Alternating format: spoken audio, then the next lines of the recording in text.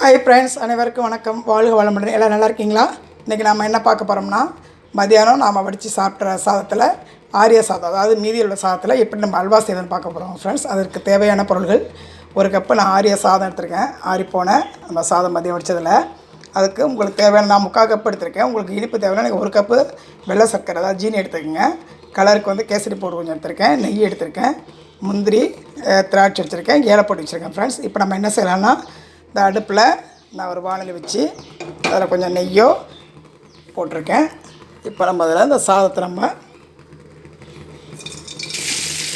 வதக்கிக்கலாம் ஃப்ரெண்ட்ஸ். ஏன்னா சாதம் மிக்சியில் அரைக்க போகிறோம். அதுக்கு நம்ம இப்படி கொஞ்சம் வதக்கிக்கிட்டால் சாதம் ஒரு பிசு இல்லாமல் மிக்சியில் அரைக்கிறதுக்கு ஈஸியாக இருக்கும். நம்ம கேசரி கிண்டத்துக்கு அப்போ தான் வாசமாக இருக்கும் ஃப்ரெண்ட்ஸ். நல்லா வதக்கிக்கலாம். நல்லா நம்ம அதை கொஞ்சம் நல்லா இன்னும் கொஞ்சம் கூட நெய் விட்டுக்கலாம். நெய்யை போட்டு நம்ம வதக்கினா தான் அந்த சாதத்தை அந்த பிசு தன்மை இல்லாமல் கொஞ்சம் நல்லாயிருக்கும்.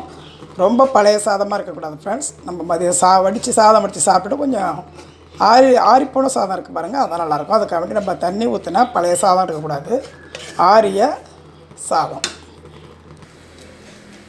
ஓரளவு நாம் வதக்கிட்டோம். இதை எடுத்து கொஞ்சம் கொட்டி நம்ம கொஞ்சம் ஆற வெட்டி தான் மிக்சியில் போடலாம் ஃப்ரெண்ட்ஸ். கொஞ்சம் கொட்டி ஆற வச்சுக்கலாம். நம்ம கொஞ்சம் இந்த சாதம் நம்ம ஆற வெட்டி தான் நம்ம மிக்சியில் போட்டு அடிக்கலாம். கொஞ்சம் ஆறட்டும். ஓகே ஃப்ரெண்ட்ஸ், இப்போ நாம் நெய்யில் வதக்கிய அந்த சாதத்தை ஆற வச்சு நான் அந்த மிக்சியில் எடுத்துருக்கேன் ஃப்ரெண்ட்ஸ். நான் கொஞ்சம் தான் செய்கிறேன், அதனால் எடுத்துருக்கேன். இந்த பாருங்கள், இதில் நிறையா தண்ணி ஊற்றாதீங்க. அந்த மிக்சியை சுற்றுறதுக்காக ஒரு ட்ராப்ட் அவ்வளோது போகிறோம் ஃப்ரெண்ட்ஸ். ரொம்ப ஊற்றிடாதீங்க தண்ணி, அவ்வளோது போகிறோம். வாங்க இப்போ மிக்சியில் அரைச்சி வந்துடலாம். ஓகே ஃப்ரெண்ட்ஸ், நான் பாருங்கள், இந்த மிக்சியில் நான் சாதத்தை அரைச்சி வந்திருக்கேன். இப்போ நம்ம சாதம் வதக்கி அதே சட்டி நம்ம என்ன செய்யலாம், நெய் விட்டுக்கலாம். நெய் விட்டுக்கலாம்.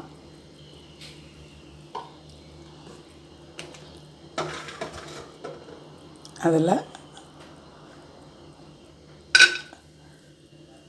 நாம் முந்திரியை பொரித்து எடுத்துக்கலாம் ஃப்ரெண்ட்ஸ்.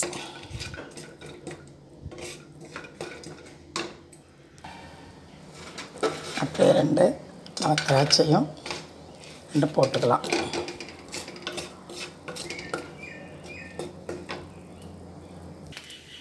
இப்போ முந்திரி திராட்சையும் பொரிஞ்சிருச்சு. அதை நம்ம எடுத்து தனியாக வச்சுக்கலாம்.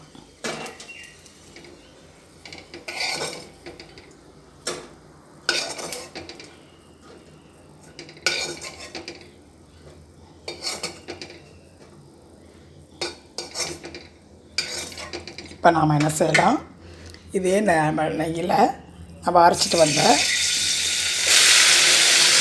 சாதத்தை போட்டு நல்லா கிண்டிடலாம் ஃப்ரெண்ட்ஸ்.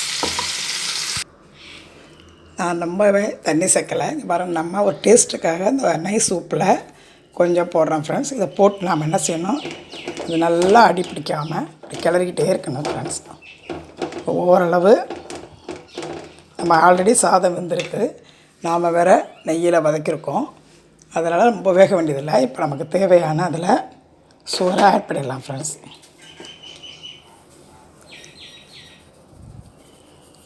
எனக்கு கொஞ்சம் இனிப்பு போகிறோம், கம்மியாக போட்டுக்கிறேன். இப்போ 1 கப்பு சாதத்துக்கு நாம் 1 கப்பு சுகர் போட்டு நல்லா கிண்டி விடுங்க ஃப்ரெண்ட்ஸ். கொஞ்சம் நம்ம கலருக்காக சமையலுக்கு பயன்படுத்துகிற ஒரு கேசரி பவுடர் நம்ம ஆல்ரெடி எல்லோரும் வீட்லேயும் வச்சுருப்போம்.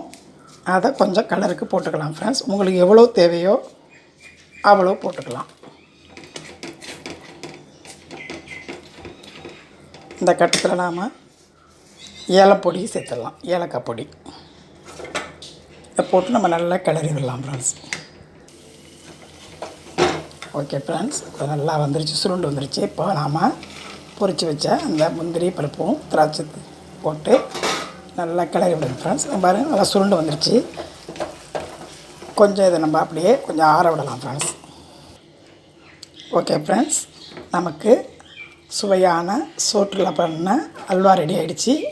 நம்ம அடுப்பு ஆஃப் பண்ணிட்டோம். இன்னும் நீங்கள் நல்லா ஆற வச்சிங்கன்னா ரொம்ப நல்லா அழகாக திக்காகிடும் ஃப்ரெண்ட்ஸ்.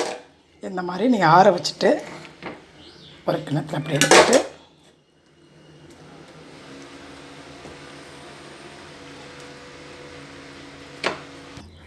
ஓகே ஃப்ரெண்ட்ஸ், நமக்கு சுவையான சோற்று அல்வா ரெடி. நீங்கள் ஈவினிங் டைமில் குழந்தைங்களுக்கு இந்த மாதிரி செஞ்சு கொடுக்கலாம். ரொம்ப லைக் பண்ணி சாப்பிடுவாங்க ஃப்ரெண்ட்ஸ். நீங்களும் முயற்சி பண்ணி பாருங்கள். பிடிச்சா லைக் பண்ணுங்கள், ஷேர் பண்ணுங்கள். என்னோடய சேனலை சப்ஸ்கிரைப் பண்ணுங்கள் ஃப்ரெண்ட்ஸ். ரொம்ப தேங்க்யூ ஃப்ரெண்ட்ஸ்.